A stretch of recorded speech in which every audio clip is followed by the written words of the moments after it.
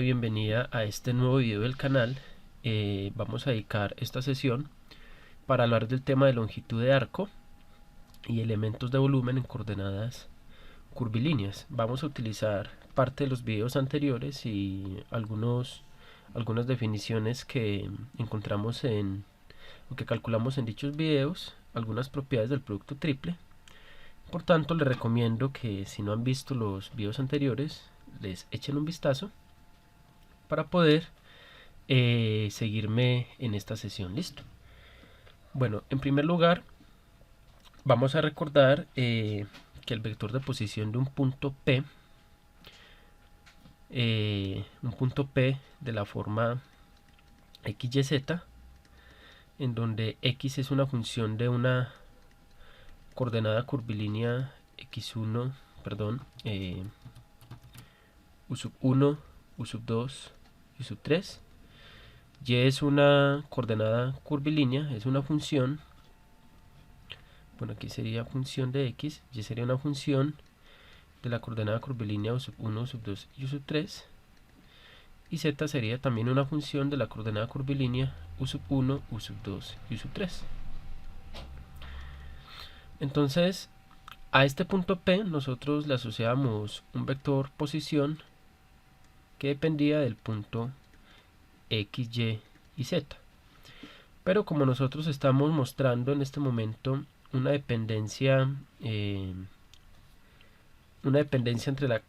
entre la coordenada con la coordenada curvilínea, en realidad este vector nosotros lo podemos escribir de la siguiente manera. O vamos a considerar el vector de posición del punto como una función de la coordenada curvilínea como tal, es decir, de u sub 1, u sub 2 y u sub 3. Muy bien, tenemos entonces esto por este lado. Ahora vamos a considerar el diferencial de este vector de posición, pero con respecto a u sub 1, a u sub 2 y u sub 3. Es decir, vamos a calcular un diferencial del vector de posición, y esto por definición va a ser igual a lo siguiente: a la derivada parcial del vector de posición r con respecto a la primer variable por du sub 1 más el diferencial de r con respecto a, bueno, la derivada parcial del vector de posición con respecto a la segunda componente por du sub 2 más el diferencial, la derivada parcial del vector de posición r con respecto a la tercera componente por du sub 3. Este sería nuestro diferencial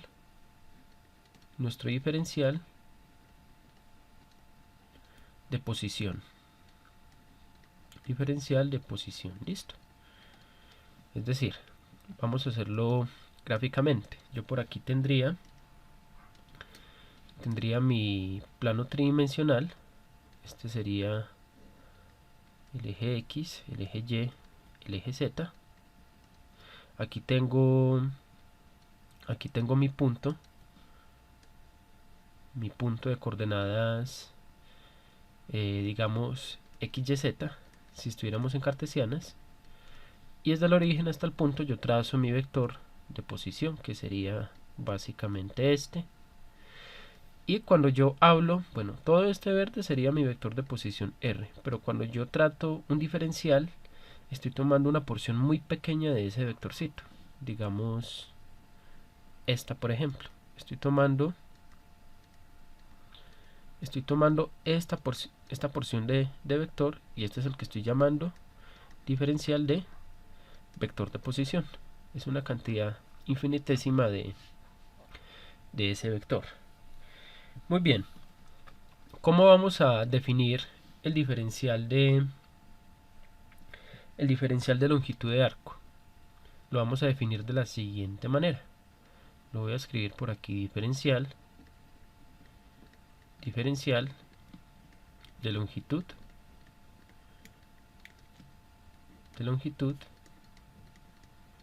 de arco. ¿Cómo lo vamos a definir? lo vamos a denotar por... Bueno, el arco lo vamos a denotar con la letra S. Listo. Pero cuando hablamos del diferencial, pues tomamos el S y lo escribimos de esta manera. D de diferencial y S de longitud de arco. Listo. Este va a ser nuestro diferencial de arco. Lo vamos a definir como el producto punto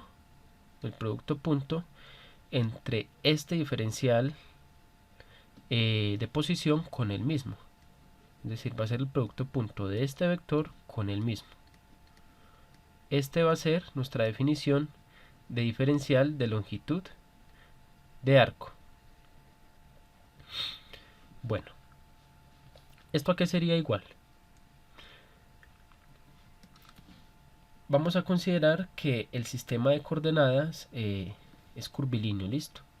Bueno, es un sistema de coordenadas curvilíneo, pero es un sistema ortogonal. Entonces, vamos a suponer, de ahora en adelante,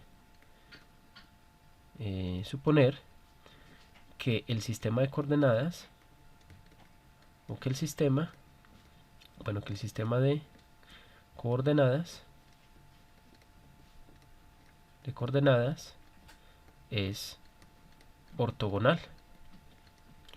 Recordemos que quiere decir que sea ortogonal, que el producto punto entre los vectores básicos en el sistema ortogonal E sub 1 punto E sub 2 tiene que ser igual a E sub 1 punto E sub 3, tiene que ser igual a E sub 2 punto E sub 3, y esto tiene que ser igual a 0, y E sub 1 punto E sub 1 va a ser igual a 1, E sub 2 punto E sub 2 va a ser también igual a 1, y E sub 3 punto E sub 3 va a ser igual también a 1. Esto va a significar que los vectores forman un sistema ortogonal, es decir que si yo considero los vectores, van a formar entre ellos ángulos de 90 grados. Eso significa que sea un sistema ortogonal. Listo. Digamos que este fuera mi E sub 1, que este fuera mi E sub 2 y que este fuera mi E sub 3. Eso va a significar entonces. Muy bien. Vamos a calcular el producto punto entre R y DR de acuerdo a esta regla del producto punto que tenemos por aquí en este lugar. Vamos a hacer la cuentica. Bueno, D sub R, punto D sub R, va a ser igual a lo siguiente. Ya sabemos que D sub R va a ser la derivada parcial de R con respecto a U sub 1 por D sub 1, más la derivada parcial del vector R respecto a U sub 2 por du sub 2, más la derivada parcial del vector de posición R con respecto a la tercer componente, por el diferencial en la dirección U sub 3. Esto va a realizarle el producto punto, lo voy a hacer por este lugar, entre el mismo. Listo, lo voy a volver a escribir. Sería dr por du1 de u1 más parcial de r respecto a u sub 2 por el diferencial en la dirección de la segunda coordenada más la derivada parcial de r con respecto a la tercer componente de u sub 3. Muy bien. En un video previo nosotros escribimos una relación entre este vector de posición, entre los vectores de posición con los vectores básicos, en coordenadas curvilíneas. Recordemos cuáles eran las relaciones. Las relaciones eran las siguientes. Nosotros escribimos que la derivada parcial de r con respecto a u sub 1 iba a ser igual a un factor de escala h1 por el vector unitario e sub 1, que de r, la derivada parcial de este vector posición con respecto a la segunda componente iba a ser igual a un segundo factor de escala en dirección del vector unitario curvilíneo e sub 2, y que la parcial de la posición con respecto a u sub 3 iba a ser igual a un tercer factor de escala en dirección del vector unitario e sub 3. ¿Quiénes eran estos factores de escala? Este factor de escala h sub 1 coincidía con la magnitud del vector de r con esta derivada parcial, ¿cierto?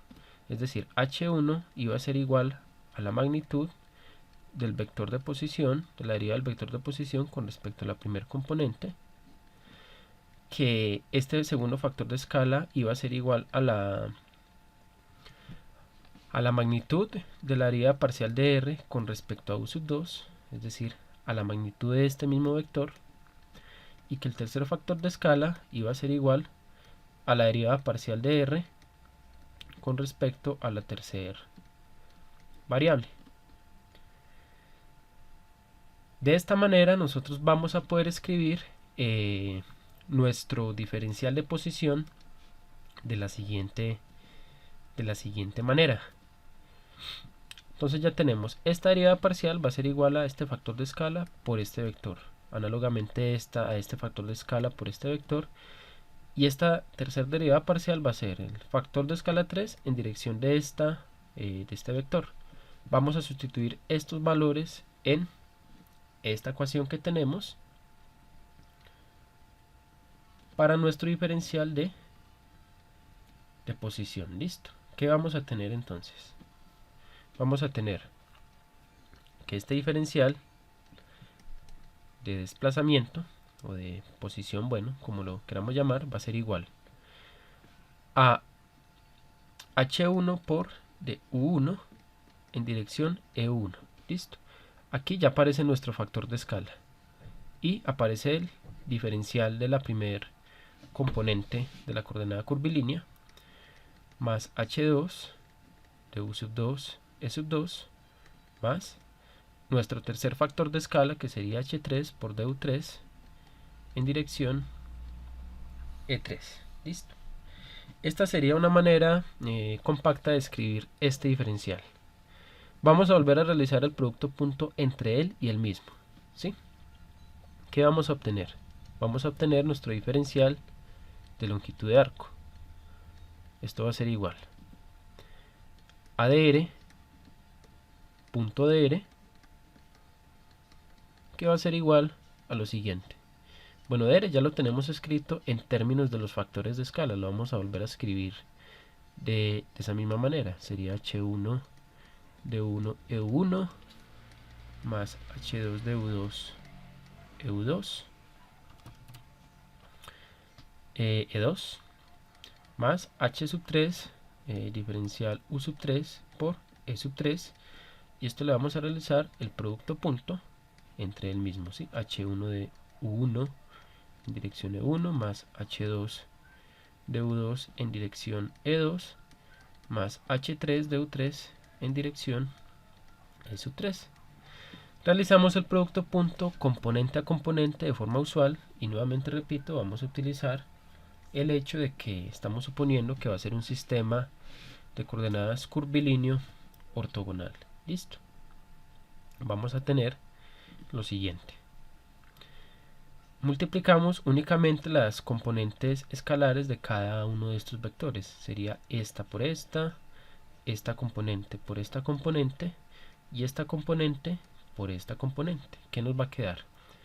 Bueno, el primer término sería este por este, nos daría el mismo elevado al cuadrado. Lo vamos a escribir de la siguiente manera: h1 por h1 al cuadrado por de sub 1 cuadrado, realizando el producto punto ahora entre el segundo vector, nos va a quedar h2 al cuadrado por du2 al cuadrado, y con la tercera componente nos va a quedar h sub 3 elevado al cuadrado por du sub 3 elevado al cuadrado. Este sería nuestro diferencial de longitud de arco en términos de los factores de escala. Entonces ahí tenemos esta expresión que es bastante importante, ¿sí? Diferencial de longitud de arco en coordenadas curvilíneas. Vamos a ver ahora bueno, vamos a introducir el concepto ahora de elemento de volumen. Elemento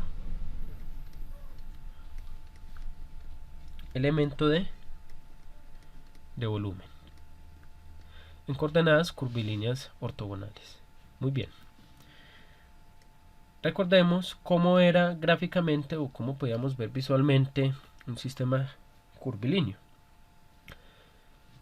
Básicamente lo que hacíamos era doblar los ejes de un plano cartesiano para convertirlo en curvo, que era lo que habíamos hecho en un video anterior. Lo habíamos hecho de la siguiente manera. Por aquí suponíamos que estaba la variable e sub 3, perdón, la variable u sub 3 en este eje curvo, que por aquí teníamos nosotros nuestro eje u sub 2 y por aquí nuestro eje u sub 1, en analogía con el eje x, y, z, pero esta vez los considerábamos curvos. Muy bien. Por estos otros lugares nosotros teníamos los vectores unitarios tangentes del sistema curvilíneo. Es decir, por aquí iba a salir el vector unitario e sub 3 tangente, por aquí va a salir el vector unitario e sub 2 tangente también a esta curva, y aquí también iba a salir el vector unitario tangente e sub 1, bueno, tangente a esta curva. Ahora, ¿qué es lo que yo quiero? Como yo sé que este es un sistema ortogonal, así geométricamente podríamos decir que este eje de acá es un sistema, digamos, bien cuadradito.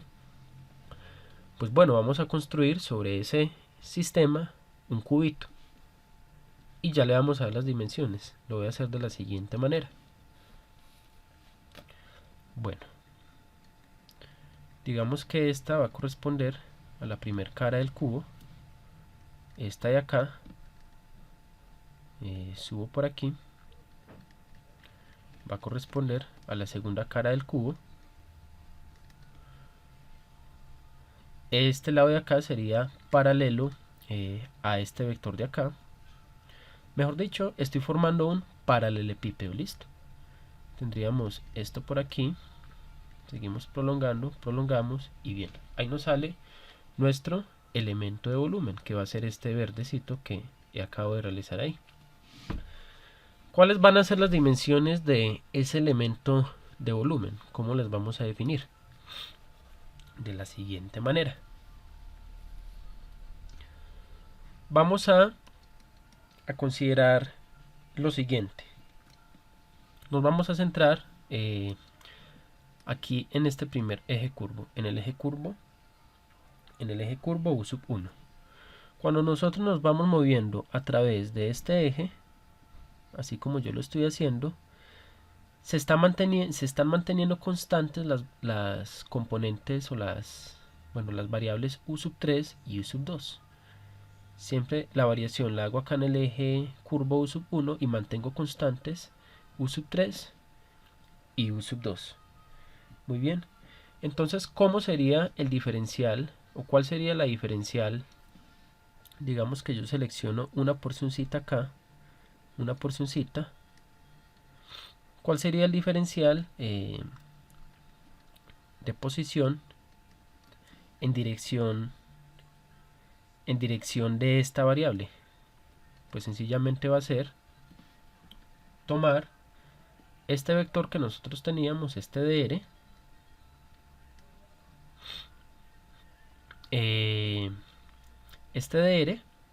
y vamos a mantener constantes este elemento de acá y este elemento de acá. Si mantenemos constante estos elementos, pues nos va a indicar que estas derivadas parciales van a ser nulas, se van a anular estas derivadas parciales, porque estamos suponiendo que la variación en estos ejes es constante, y pues nos va a sobrevivir simplemente el primer término. ¿Quién sería el primer término aquí en términos de los factores de escala? Sería H1 por D1 por E1. Entonces vamos a tomar ese como nuestro primer diferencial de desplazamiento a lo largo de ese eje. Y lo vamos a realizar tangente acá, listo, va a ser este. Entonces este señor de acá va a ser exactamente este vectorcito, ¿sí? El que estoy pintando de morado va a ir en dirección de E sub 1, pero va a ser un múltiplo escalar por un factor de escala. Listo, va a ser, lo vamos a definir de la siguiente manera: E de R va a ser H1 por du sub 1 en dirección E sub 1.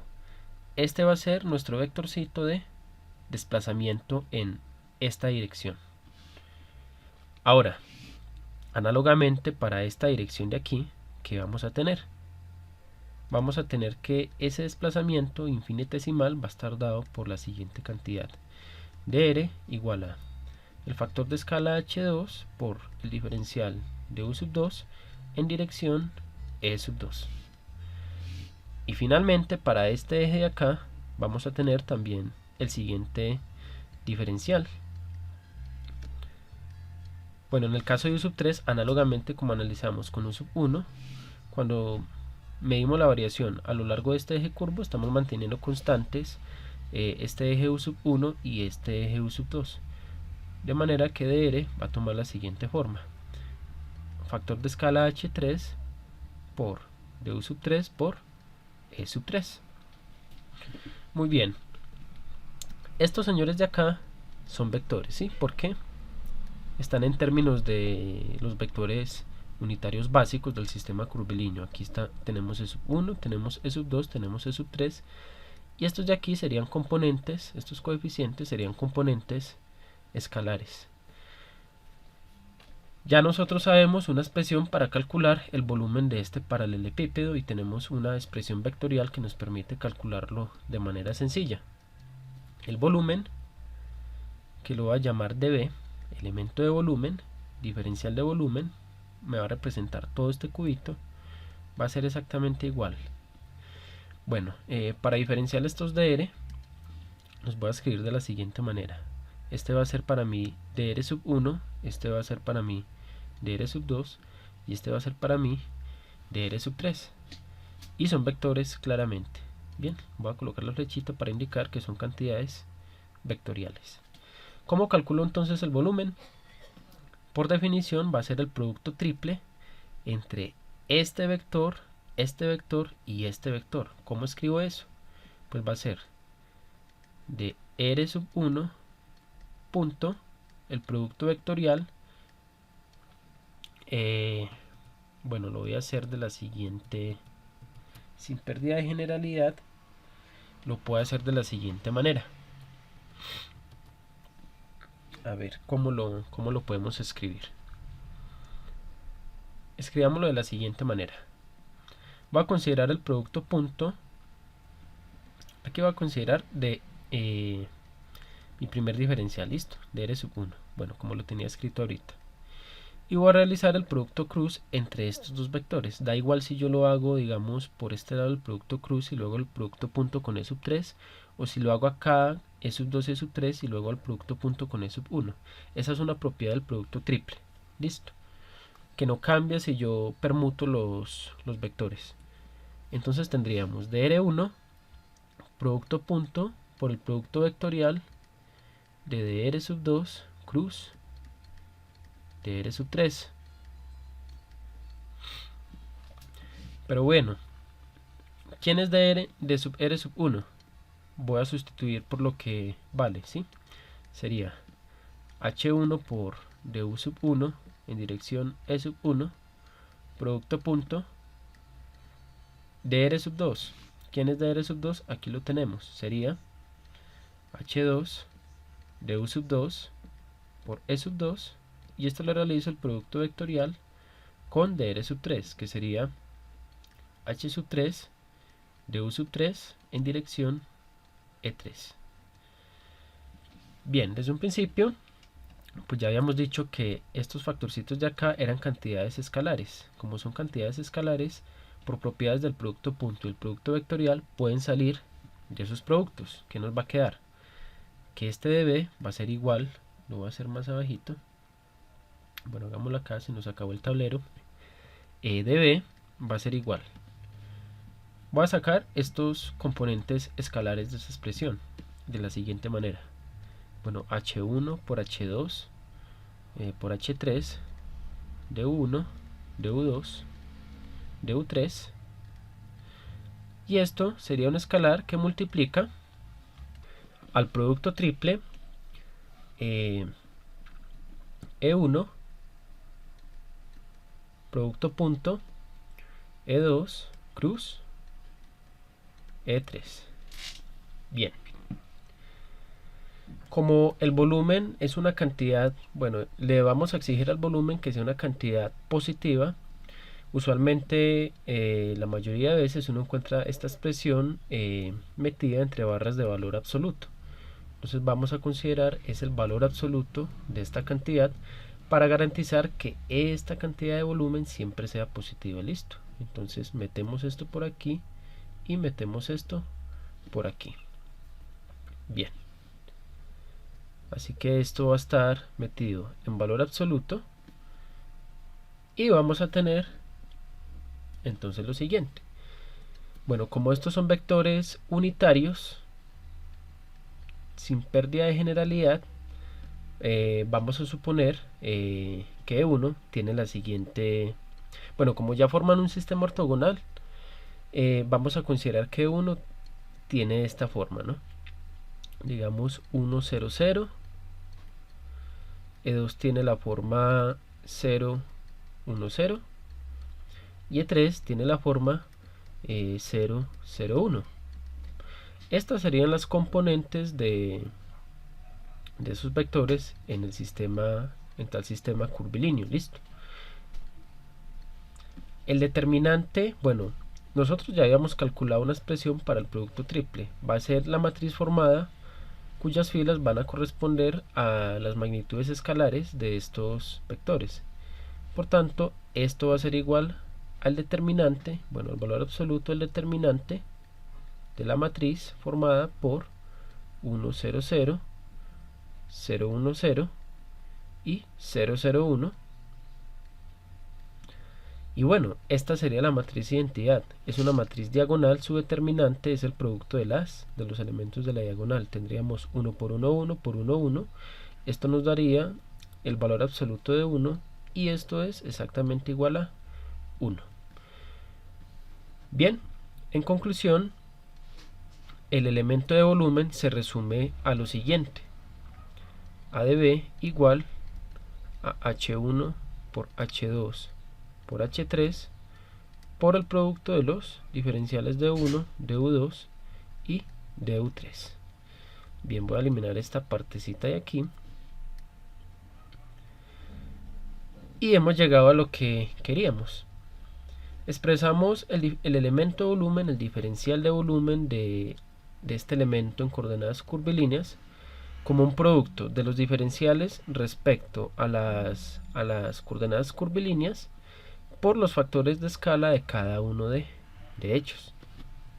Bueno, en resumen, en este video hemos estudiado el concepto de longitud de arco y elemento de volumen en coordenadas curvilíneas.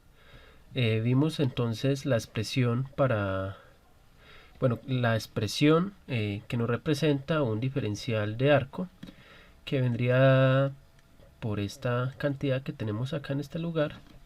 Vemos que es la suma de los cuadrados de los factores de escala multiplicado por los diferenciales en dirección de cada uno de los vectores unitarios, y describimos vectorialmente el elemento de volumen en coordenadas curvilíneas.